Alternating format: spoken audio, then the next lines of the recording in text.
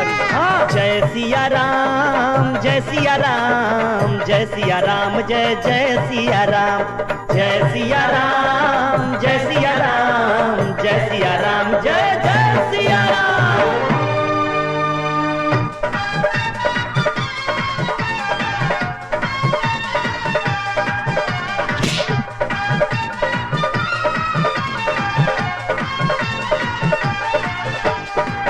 एकरा गीत में रउआ न पड़ी ऐसे ही बौराइल बा।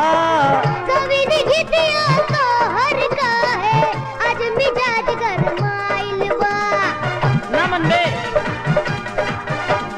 देखे में लइका लीले के गूलर बोला न लबर लबर हो।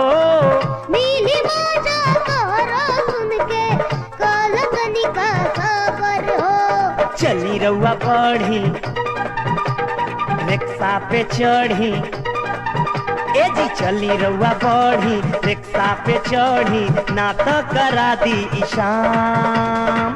जौन कोई ढेला चलाई जौन कोई ढेला चलाई लेके हरि के नाम।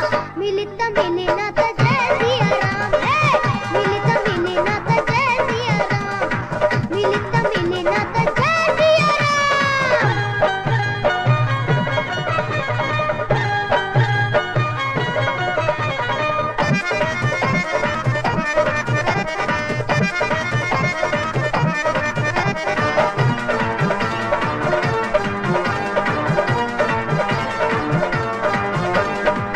चली जल्दी लेट होता रउआ के पहुंचा दी हम।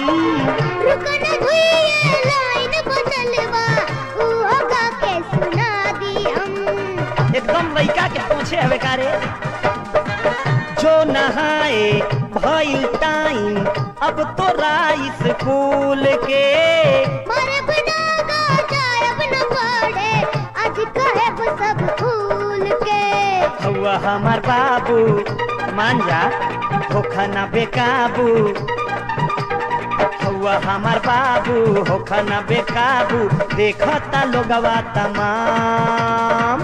काहो चाचा काहे छिनेला काहो चाचा काहे छिनेला लइका के हाथे से आम। मिली त मिली ना त जय सिया राम मिली त मिली ना त जय सिया राम। अब जदी गईब बहुते पिटईब करता रही इज्जत नीलाम। जौन कोई ढेला चलाई जौन कोई ढेला चलाई लेके हरि के नाम। मिली त मिली ना त जय सिया राम मिली त मिली ना त जय सिया राम मिली त मिली ना त जय सिया राम। हाँ तो पूरा जवार में करे जैसन पिटौर लइका ना मिली।